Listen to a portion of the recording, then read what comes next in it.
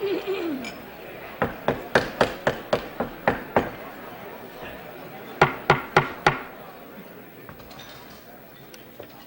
afternoon, and welcome to the National Press Club. I'm Vivian Valberg, president of the club and correspondent for the Daily Oklahoman. I want to welcome all those National Press Club members and guests who are in our audience today, and also those listening to this luncheon live over the more than 260 stations of the National Public Radio Network. In addition, this luncheon will be carried on a delayed basis by the more than 1,100 cable television stations affiliated with C-SPAN, the Cable Satellite Public Affairs Network. If you have questions for our speaker, and I hope that you will, please write them on the cards which are at your table and send them up to me. I'll ask as many as time permits. You should know that our speaker next Monday will be Senator Robert Dole, chairman of the Senate Finance Committee, and on Thursday, our speaker will be Alan Newharth, chairman and president of the Gannett Company, which has just introduced a new national newspaper. Now for the introduction of our distinguished head table guests. If you will withhold your applause until I've finished introducing them all, and if they would stand as I call their names. The Washington Bureau Chief of the Scripps League newspapers who organized today's luncheon, Lee Roderick. The United States Deputy Chief of Protocol, Thomas Nassif. The Minister of Trade of the Philippines, His Excellency Roberto Ungpin. National Editor of Hearst Newspapers, Joseph Kingsbury Smith.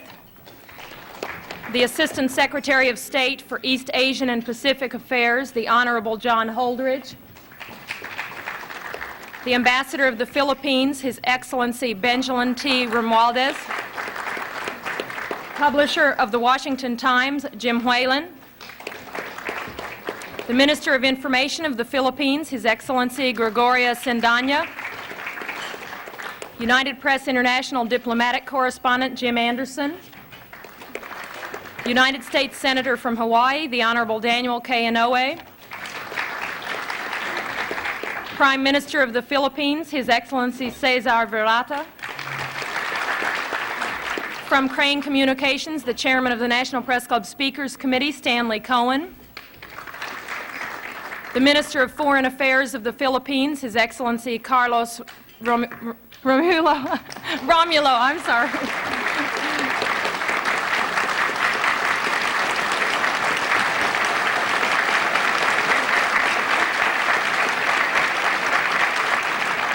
The Associated Press Diplomatic Correspondent, George Guetta. The Minister of Defense of the Philippines, His Excellency Juan Ponce Enrile. American Ambassador to the Philippines, the Honorable Michael Armacost. President of the National Press Club of the Philippines, Ben Rodriguez. Assistant General Counsel, International Affairs of the Treasury Department, Russell Monk. And the Chicago Tribune Diplomatic Correspondent, John McClain.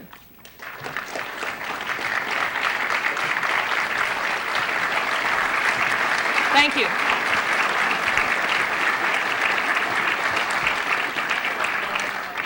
Our speaker today is the President of the Philippines, Ferdinand Marcos. It has been 16 years since President Marcos came to the United States on an official visit, and 16 years since we first welcomed him to our podium at the National Press Club. When he appeared before us then, he had just been elected president of the former American colony, which became an independent nation in 1946. We knew Marcos was a war hero. He got so many medals in World War II that when the young Major Marcos met four-star General Omar Bradley, the general saluted him. We also knew he was a persuasive fellow. How else could he have managed to get his wife, who is known to be strong and bright, to marry him after they'd known each other for only 11 days? And we knew he was experienced in overcoming political adversity.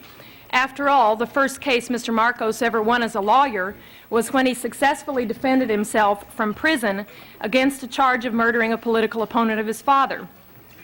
The president of the press club at that time, Win Booth, remarked at the great warmth of the greeting Mr. Marcos received in 1966 and said, and I quote, "Your very presence reminds us that you and your great people are the faithful allies of our country in time of trouble. And that, sir, is something the American people and the men and women assembled in this room are not about to forget," end quote. But much has happened in those 16 years.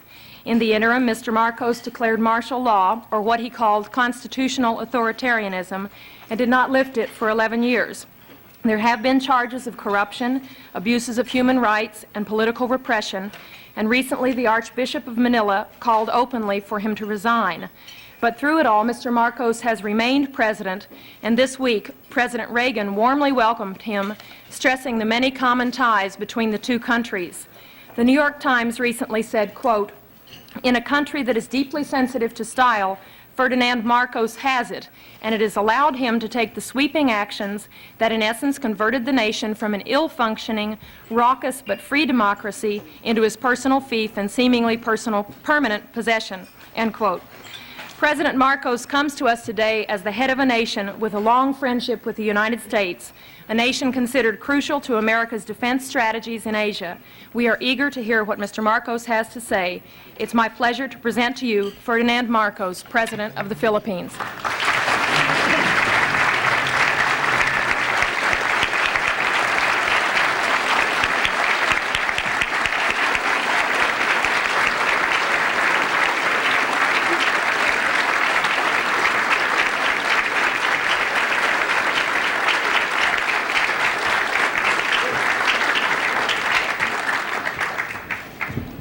Thank you very much, Madam President.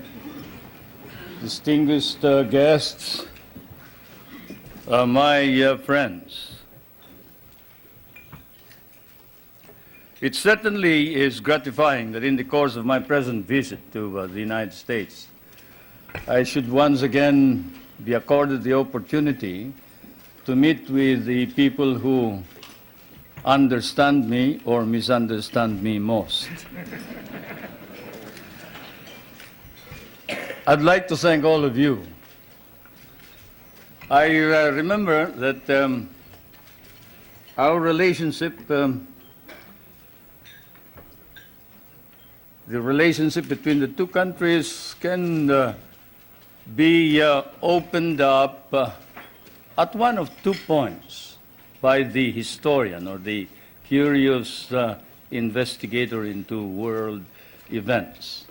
One, the military, which was Admiral or then Commodore Dewey, sinking the Spanish fleet under Montojo on May 1st, 1898 in Manila Bay, and with the help of the Filipino revolutionaries under General or President Emilio Aguinaldo, who then proclaimed the first Philippine Republic.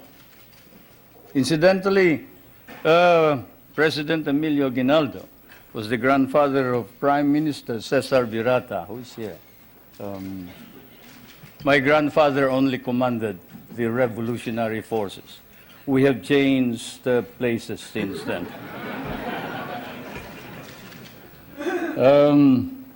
Either that point of entry is chosen or the more sedate commercial one 100 years back. 1796, the brig Astrea, sailing out of Salem, Massachusetts, towards Lisbon, and then to Manila, selling her wares there for 5 months, carrying that amateur and self-taught mathematician and navigator, Nathaniel Blow-Ditz, whom you must have heard, who later, in 1806, authored The Practical American Navigator, for he had discovered the simple way of determining longitude through the long voyage across the Pacific. The American government bought the rights after 2 editions, and it has become standard text for all those who study salesmanship from Kings Point to Annapolis. Either way, it has been dramatic and historic, and it was always to be so. There was always extreme on both sides, enmity, if not enmity, extreme friendship, a relationship of love, hate, and this is my fate and destiny. I thank you all for this privilege and this honor. It may be said that an official journal like mine ought always to visit with this press association, for, as someone once observed correctly, the American press is, of course, the fourth branch of government in this country. And then also it is well to remember that the so-called solicitude with which Americans regard developments in the Philippines is perhaps now more pronounced than in the devoted reportage by the American press on our country. This keen of the American interest of the American press notwithstanding, there is, I fear, some confusion in this country of what is happening in the Philippines today. It has been one of the shocks I encountered while preparing for my present journey, and also upon arrival here in Washington, to read in one of your outstanding papers a statement to the effect that the Philippines is still under military rule, which it is not, and that there is no civil government. Such misstatements, whether intended or otherwise, conveniently merge with more accurate reporting about the true situation in the country, resulting in much confusion and misimpressions about our country, require clarification. So perhaps I should begin by stating first a few basic facts about our country without too much embroidery. The Philippines is a republican state with a duly elected government at national and community level. We have a national constitution duly drafted by a constitutional convention elected and convened in 1970 and duly ratified by our people in 1973. Under that constitution, ours is a modified form of presidential government with a National Assembly constituted by assemblymen elected by regions in 1978 and a president directly elected by the people in 1981. Legislative power is vested in that National Assembly, while the executive power is vested in the president. And the party in power, the party that won the most number of members in this National Assembly, choose the leader of the legislature, and the leader is the Prime Minister, and he's no other than Prime Minister Cesar Virata.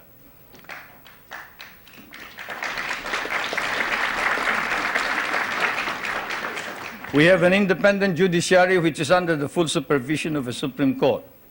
While it is claimed that human rights are not protected by the courts, or that civil rights are not duly enhanced by the Constitution, because there is no way of seeking, say, the remedy of a writ of habeas corpus.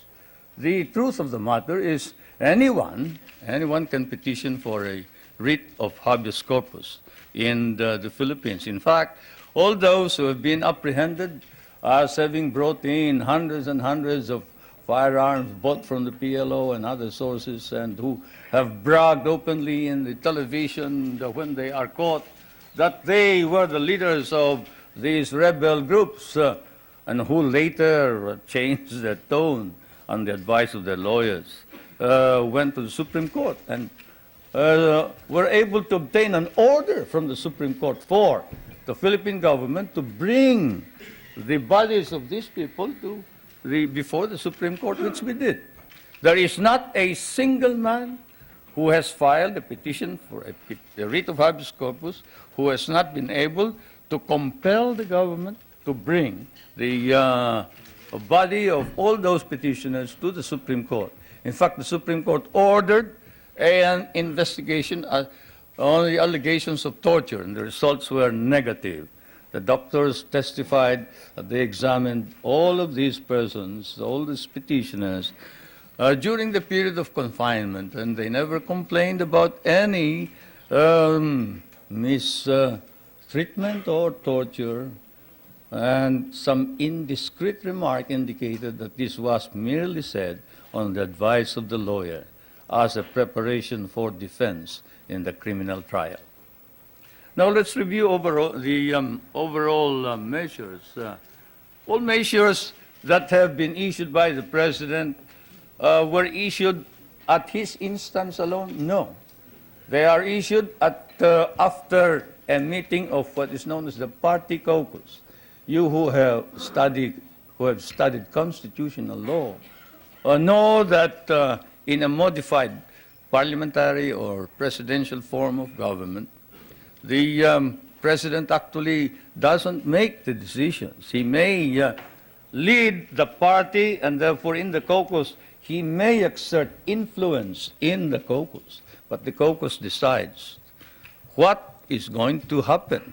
What is the policy to be adopted? In fact, our Constitution institutionalizes this procedure and states that the program and policy of government shall be adopted by the cabinet, submitted to the President for approval, but shall be responsible to the members of the National Assembly or the Batasang Pambansa, and for which the Prime Minister must stand. If he is rejected, then he must quit. He must resign, and a new Prime Minister must be appointed.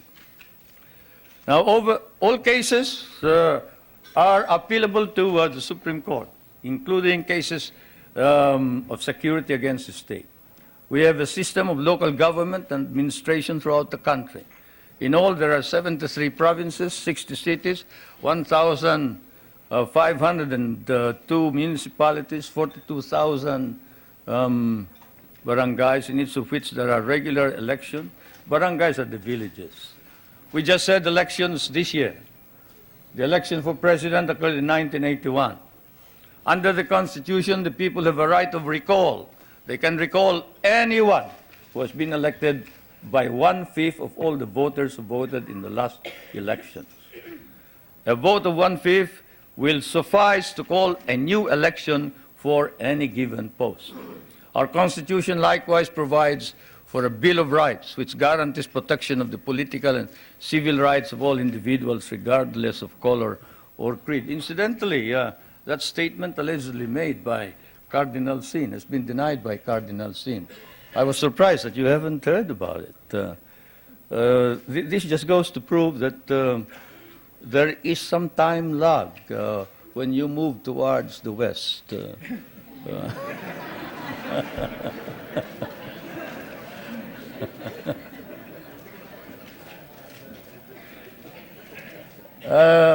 Cardinal Sin, when he arrived in the Philippines,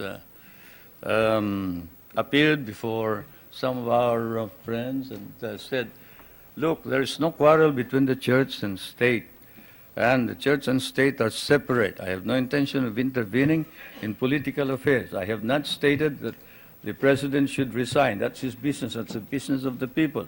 He was elected by the people, and I'm not about to say anything about this.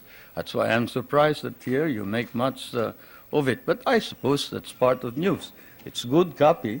Can you imagine asking the president to resign? That's by constitutional mandate. Social justice is a matter of national policy and a priority objective of government. And this is why one of the first reforms was land reform. You know, when I proclaimed martial law, I didn't proclaim martial law alone. It is made to appear as if I just signed the decree and said, I impose martial law on each and every one of you. No. I asked the legislature to please pass a law proclaiming martial law because there was anarchy in the country. Now, let me say this. The opposition was strong. And they were members of the Security Council, and somehow they had adopted a resolution which required that there be a unanimous vote for the armed forces to be able to move And therefore, the armed forces was immobilized. At the same time, I asked the opposition party to come and join me in a coalition government. I offered one half of the cabinet. And of course, they laughed at me and said, why should we join you? We're going to take over the government.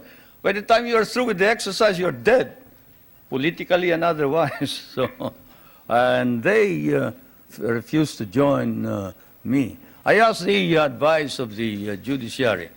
I asked the Supreme Court justices, the Court of Appeals justices, and the members of the private sector.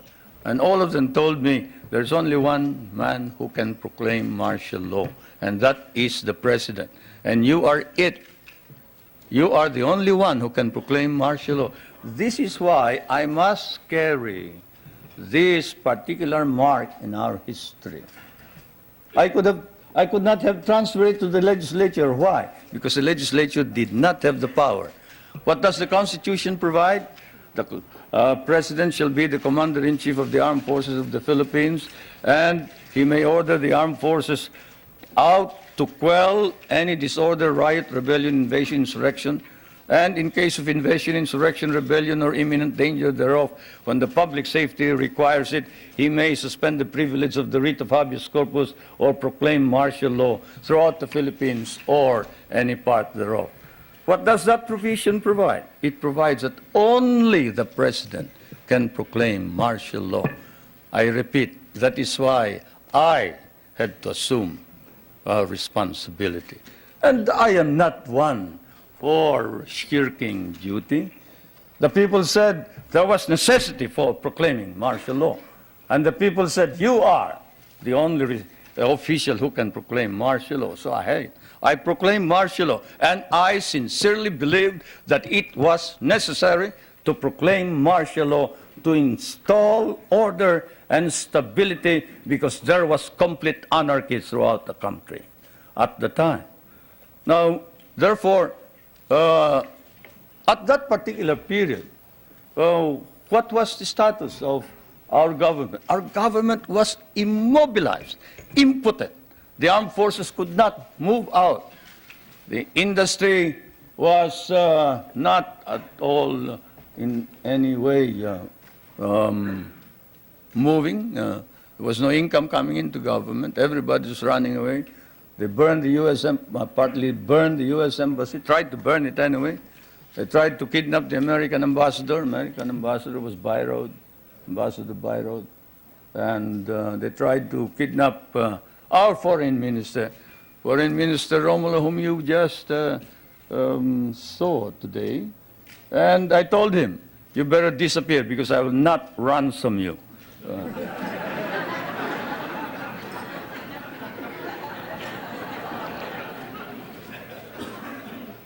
But whatever it is, they burned the Manila International Airport, they bombed the Supreme Court, they bombed the Constitutional Convention, they bombed the City Hall, they burned part of Malacanang Palace, they attempted to kidnap my children, they attempted to kill the President 8 times.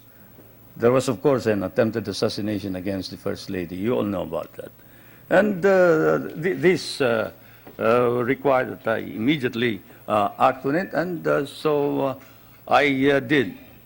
Now, we established land reform. We were fighting a group known as the Hukbalahaps, Hukbong Nagpapalaya ng Bayan. It was socialist inclined. It was leftist. But they were friends of mine because we had fought in the Second World War together. And so I approached them and I said, look, I'm going to establish land reform.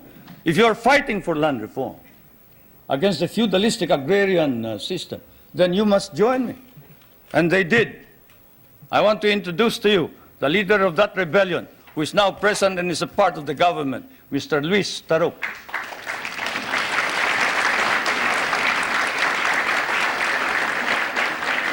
He is a member of the National Assembly.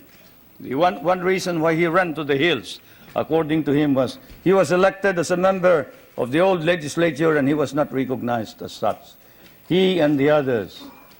Now I want to introduce to you another leader of the Free Farmers Federation, which is also composed of farmers who wanted reform, but who are fighting for reform, but who are now joining in the effort to establish political stability and economic prosperity throughout the country, and who was Dean of the College of Law of the University of Ateneo, but abandoned his deanship in order that he may join in the effort to attain the noble mission of this new society. I refer to National Assemblyman Jerry Montemayor, President of the Federation of Free Farmers of the Philippines. I would like to introduce also to you a young man who was very active against the government in 1972 and who paraded around the streets raising the flag of the Communist Party and organized the Kabataan Makabayan, which is the red organization of the youth. And this man is Nilo Tayag. Is he here? Anyway, he is somewhere around here. But they have all joined, all these activists, to prove to you that all these stories about our being oppressive against our enemies and our friends, they've all joined the government to help reform and drive out all the corrupt people in the government. We have an ombudsman. We are the only country with an ombudsman.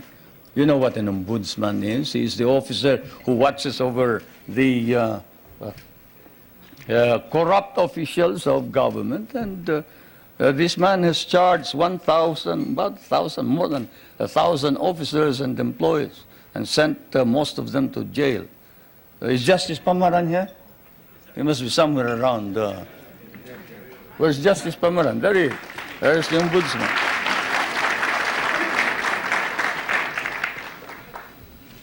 And we have not deprived anybody of private property. On the contrary, while we are a free enterprise society, we have an egalitarian base. We recognize private property, encourage private initiative. Our Constitution explicitly recognizes the importance of developing the national economy and protecting the patrimony of the nation. In line with this, a National Economic and Development Authority has been created for the purpose of planning and coordinating economic development plans. I chair that Economic Development Commissioner.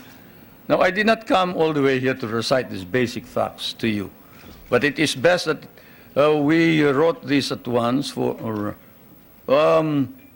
they form an important background of understanding the developments in my country.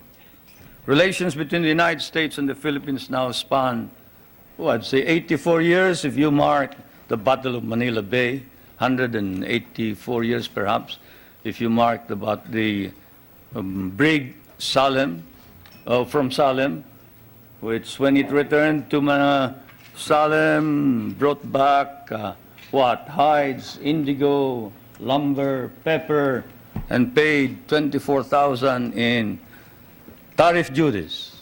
Many things don't change, not even tariff duties. Anyway,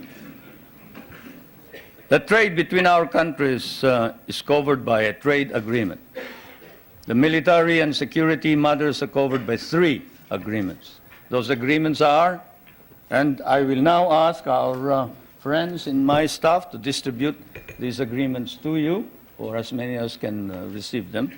These agreements are the Mutual Defense Pact, the Military Assistance Agreement, and the Military Facilities Agreement, which is due for review this coming year. President Reagan and I have agreed with the members of our cabinet that the review will start in April, probably we'll finish it by August. Through it all, our relationships develop in a way unique to nations so disparate in size and circumstances and so distant from each other. The directions which American colonization took in the Philippines in the political, economic, and military cultural spheres were such that for us, relations with the United States would remain crucial for a while. It is said that language is the greatest conveyor of culture. If that be so, if that wise man who said that is right, then your language has certainly conveyed to my country your culture. And this is why the relationship between our countries is something undefined. Our interests may have diverged in the period after our recovery of national independence in 1946, but this relationship has endured. And the question that is often asked is, does the Republic of the Philippines differ from the American Republic? Yes and no. It doesn't differ in the sense that it is democratic, but it differs in the sense that we have a prime minister, and in the sense that we try and make the legislature and the president or the executive work together. We cannot afford any stalemates. We cannot afford any delays. It is a modified presidential form of government, while yours is a complete and pure presidential form of government. Why did we change this? Because we cannot afford stalemates and deadlocks. Yours is a strong economy and a military power. Ours is a weak country. We cannot afford to delay and postpone decisions pending the debates between Congress and the President or the Prime Minister. The poorer third world countries cannot. And so, my friends, that is the situation. I am now going to ask also that my staff distribute to you the social and economic indicators of my country in showing to you the dynamism and the vitality of our economy. We have changed our economy such that we hope to be able to be self-sufficient. We were importing rice before. The last time we imported rice was in 1976, 77. We paid $500 million for that price. Today, we are exporting rice to our neighboring countries. And the per capita income was about $200. Now, it is more than $800 per capita income. The gross national income has increased 5 times. I need not go any further. I'll wait for the questions, and now I am ready for interrogation. Thank you, Mr. President.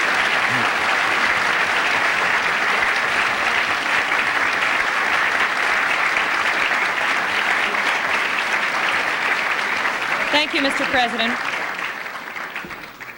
Please give us details on your meeting with President Reagan. Did you seek any firm commitments? Did you get them? Well, a firm commitment as to when we are going to review the basis, yes. A firm commitment that a mechanism be set for the study of our economic problems, yes. Because, as you know, the reason we have a deficit in our balance of payments is the commodity prices went down because of your domestic deflationary policies, your interest rates. But all of this can be worked out, and so it has been agreed. Secretary Reagan of the Treasury is going to meet with our foreign minister, who is also prime minister, regularly. The next meeting is next November, I think. So we have worked that out. The national security matters will be worked out by the defense minister. The 2 defense ministers are also meeting in November. Those are the specific ones. We have also entered into a tax agreement and air agreement.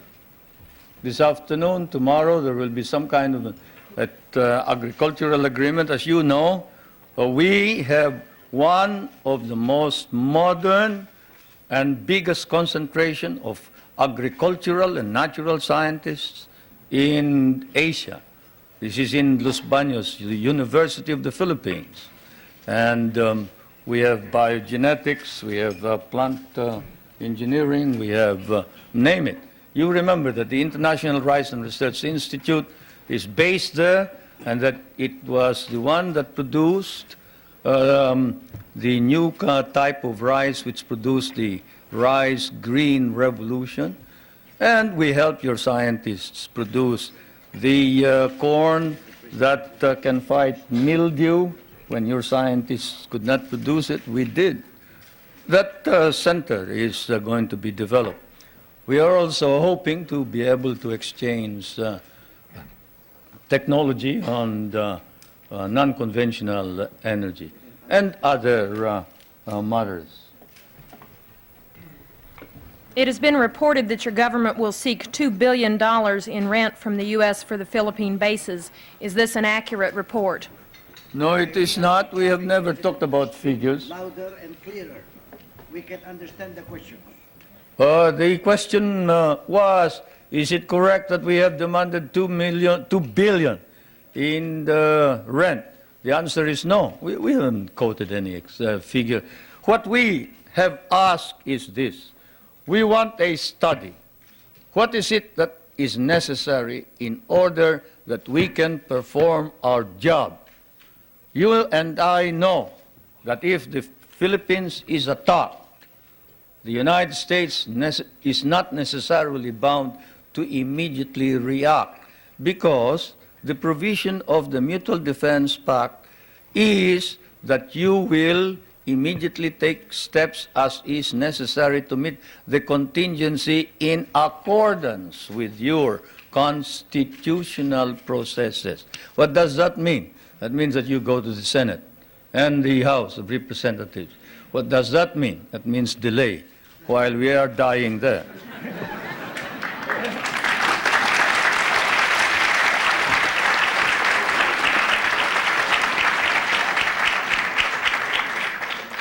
Most of our allies in Europe, concerned about resisting communism, give the U.S. free bases and even share the cost.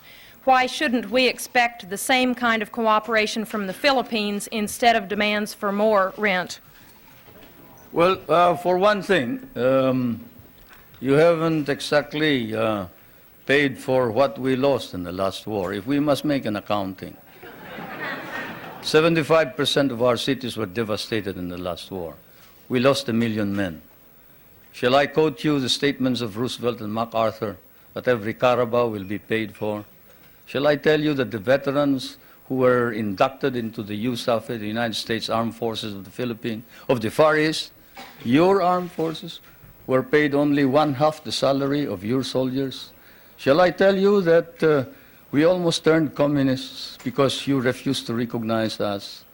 Shall I tell you that I had a difficult time stopping my guerrillas, 25,000 of them from joining the communists, because precisely you sort of forgot that we had done the fighting for you, you know, and we were parts of your armed forces.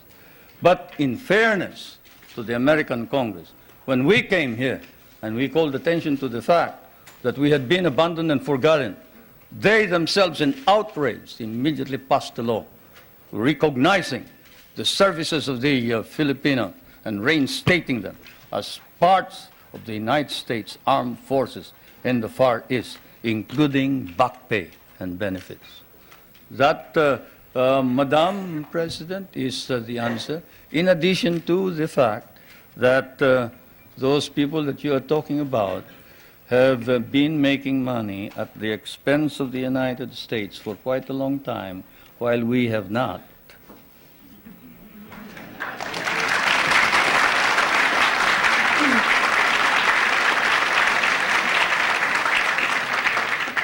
After the attack on Pearl Harbor, U.S. bases in the Philippines could not be defended. Why should we expect that in another war these bases would be more reliable? That's one of the questions that I wanted to find out.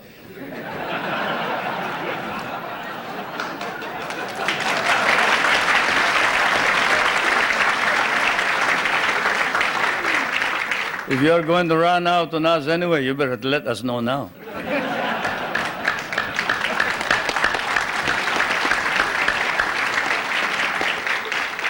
Is it true President Reagan has not raised with you any concern about repression and human rights? Well, he sort of spoke of the fact that we have all this constitutional provision. But we did speak of the fact that we must maintain and enhance human rights in general.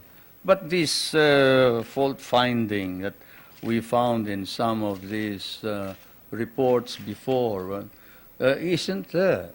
There is this open-mindedness and fairness which we expected of America and the Americans. The Americans that I know, the Americans who fought beside me, the Americans who bled with me in many a battlefield, was a fair man. He was a just man. He was a courageous man. He was a man who saw right and did right. And it is not fair to accuse the Philippines of any violation of human rights when there has been no violation. If there has been any violation, we punish those who have violated. And I now ask that this particular writing of one of the most celebrated figures, who claims to have, at the beginning of the campaign against my government, claims to have been maltreated by some of the military men, now reports exactly what happened. I ask that my staff distribute the letter of Herrera, Trinidad Herrera. You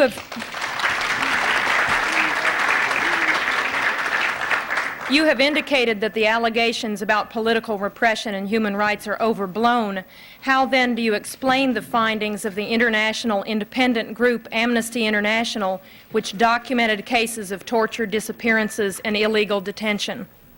Well, I'll tell you that the Amnesty International has never come to the Philippines. That's why all they talk about is something that they obtained hearsay. Let's give one specific example. Father Abedicio, a famous case. Father Abedicio is supposed to have disappeared. He is a member of the clergy in the Philippines. He's a Filipino.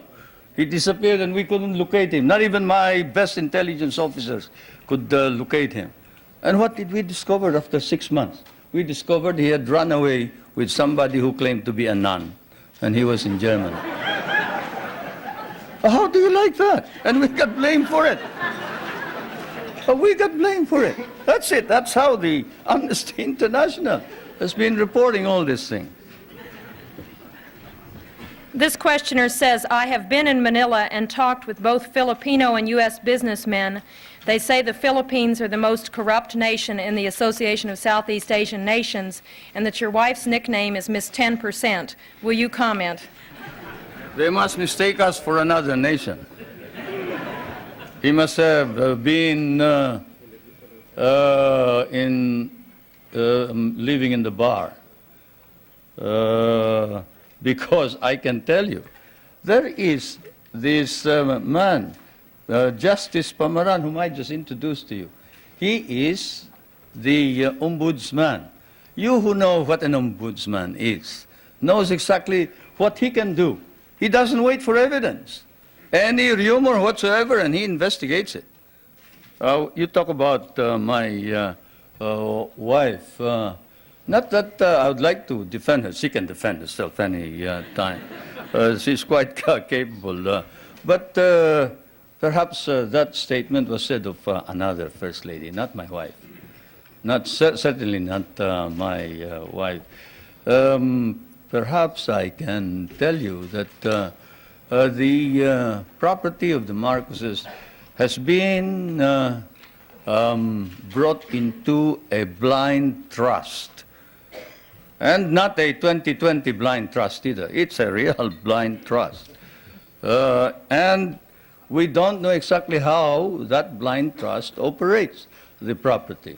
The only property that we have control of are two or three houses, one in the province of my Ilocos Norte, no, two. Two in the province of Leyte and one in Manila, 5. Then the schooling for the children up to possibly a doctorate. Beyond that, all income goes into the Marcos Foundation, which is the foundation that embraces all property. Do you think that if there was any corruption by the Marcos family, that we can maintain the present prestige and leadership of the Marcoses in the Philippines? What do you think the Filipinos are? They are a very literate people. Literacy in the Philippines has increased up to 90% nationwide, and in Manila it is 100% literacy. And if there was any indication whatsoever of any of these corruption that you talk about, and whoever said that sounds like he has been in the wrong company. Probably the guys that he was working with may have been engaged in corruption. I'd like to know who they are. Then we'll go after them. But I can assure you, if any public official engages in corruption, he will land in jail. That is definite. What do you say to critics who say your health is poor and you won't be around very long, but your wife may be? Anybody want to try me in the ring?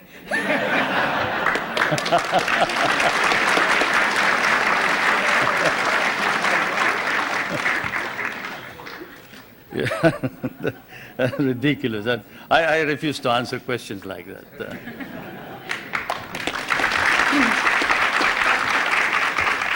Two related questions. You are indeed a family man. Your wife, your daughter, your brothers are all government officials.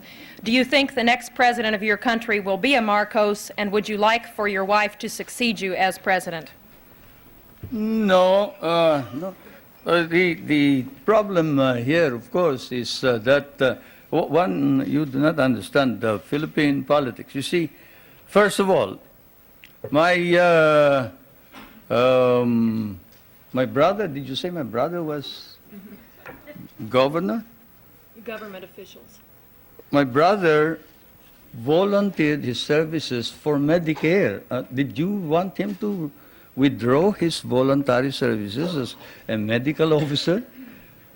He is serving our country practically free. He abandoned a very profitable medical career in order to serve what we have as Medicare, which is your Medicaid, no? Yes. He is not a government official by any means. This is a voluntary organization. My wife was elected. He was elected because the candidates wanted to include him, to include her. They wanted somebody to carry them. Minister Romulo will tell you that without the support of the governor, who happens to be well liked by the people of Manila, they probably wouldn't have won in the last elections. It's just a matter of helping out in the political campaign. My daughter is the voluntary head of a group of village leaders. That is not a political organization. That's not a government organization.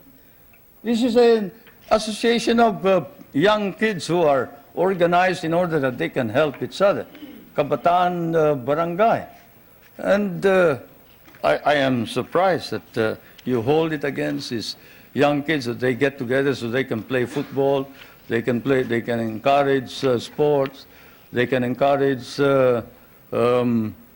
people, the young kids from going into drugs.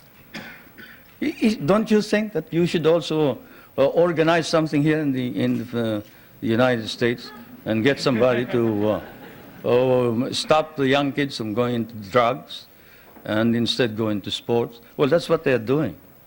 Now, with respect to the other officials, the question, of course, doesn't specify. Let me put it this way. As I told you, our government is a caucus government, consensus. When the consensus of the party demanded that I appoint the First Lady as a member of the Executive Committee, I had an agreement with them, and that is that she would not become President or Prime Minister. At the beginning, even Prime Minister Cesar Virata was for the First Lady becoming Prime Minister. But the First Lady and I stood our ground, and we nominated the Prime Minister Virata instead. Now, is that the the action of anybody who is preparing to take over as a dynasty. Now, my other daughter, well, she is in Pennsylvania. She's studying voice culture, and she is in anthropology. I don't see what connection that has with politics. Mr. President, your opponents say this trip is costing between $5 million and $20 million. What is the budget for your trip? It's ridiculous. My cabinet is spending only a very minuscule part of that. If there are any people who have joined this group, they are on their own. I'm sorry to say. They're on their own. Do you believe the United States now has a consistent, understandable policy toward the Philippines and East Asia? Shouldn't you ask that of the United States leaders, not me? But as far as I'm concerned, yes, insofar as we can understand. What I see is a resurgent American nation under a new leadership, trying its very best, earnestly trying to arrest decline and slide in prestige and in policy, in domestic and foreign policy. That is what we see from the outside. There is an earnest effort to prevent drift and confusion. Now, we would like to encourage that because among the small nations, there's no possibility of any progress so long as there is instability throughout the world. And so, as I said last night, what I see now, 16 years after my last visit, actually my last visit was when I came to participate in the memorial services of President Eisenhower in 1969. Not 1966, 1969. And, but what I see here is while in the past America was in the dark, and there were doubts and misgivings. There were fears that you were tiring, you were weary, you doubted your own strength, you didn't know where you were going. But now there is hope, and the phenomenon is what we see is an America emerging out of the shadows. It's still partly in the shadows, but it's trying to emerge. And certainly under the leadership of President Reagan, it's trying to organize an integrated, understandable foreign policy. And that's what we see.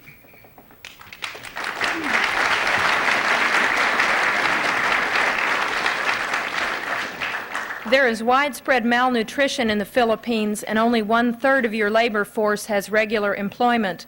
Given this, how do you justify the prosperity in which you, your family, and friends live? But you must like us, the way you ask those questions.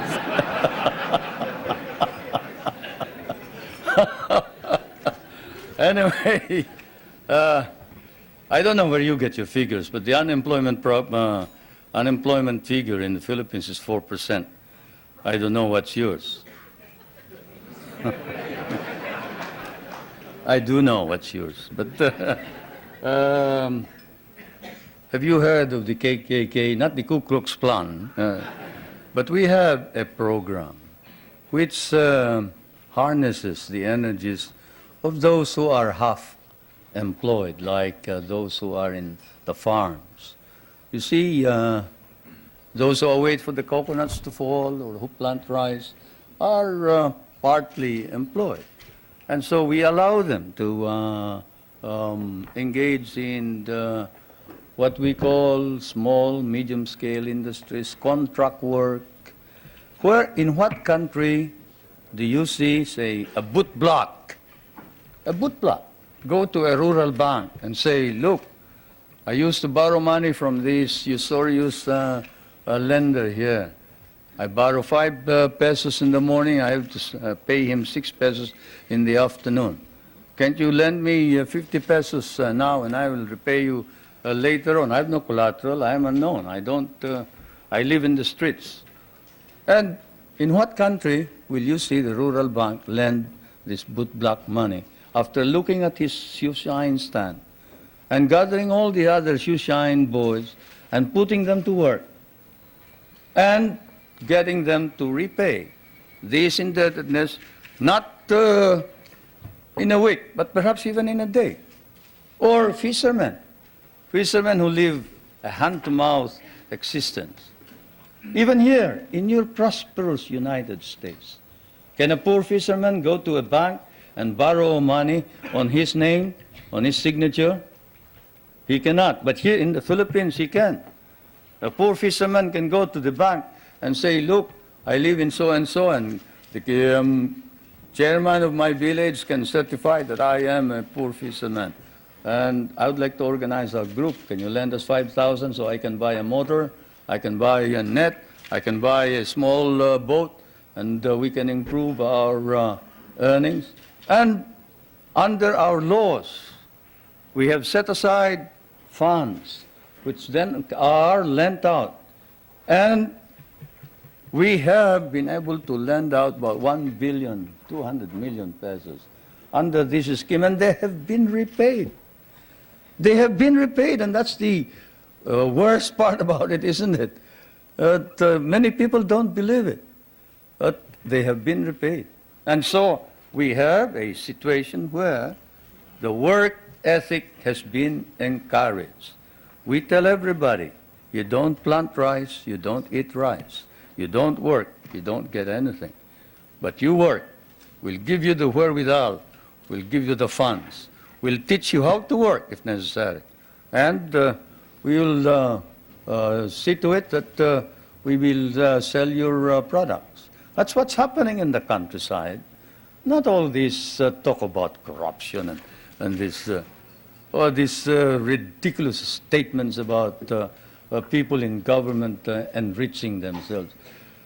When you have activists like Luis Tarok and Jerry Montemayor and Nilo Tayag, and these men who were ready to kill the president, but who now says that the reforms that are being instituted are for the good and welfare of the country, you don't engage in any of this foolishness that you talk about.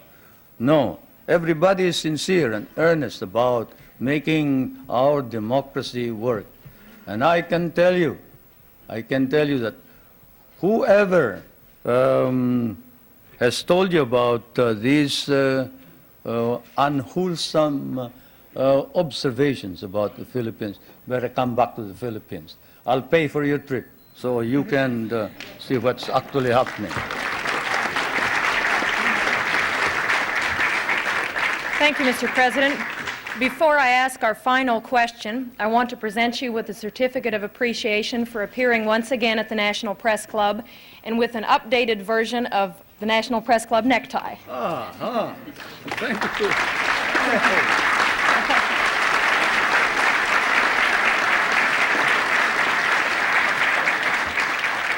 And now our last question. Is it really true, as your biography states, that you were born in a thunderstorm?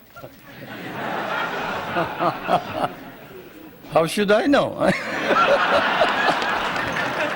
But my mother says so, yes. My mother says so, and I guess if you can't believe your mother, whom will you believe, huh? Thank you very much. If you'll please stay seated until the official party is out of the room. Thank you.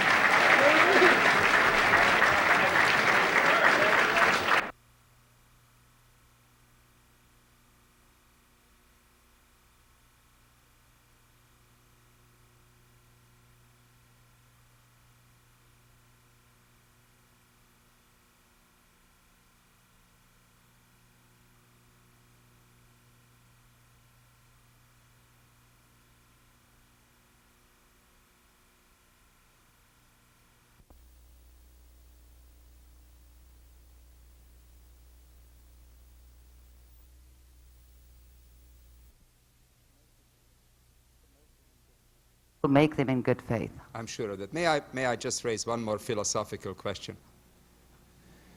You are certainly one of the most articulate spokespersons for this administration, and I'm sure that your range of intellect covers very broad fields, so the question, I hope, will be a fair one. I find it remarkable that in arenas that the administration emphasizes and places a very high priority on, this administration invariably comes in, as it does in the military field, with huge increases in budgets. And the justifications are always couched in terms of desperately needed additional funding, as we are debating this minute on the floor, additional funding for chemical weapons. In arenas where the administration's priority and interest seems to be very limited, as in my view in the environmental field, the administration's rhetoric is one of cost effectiveness,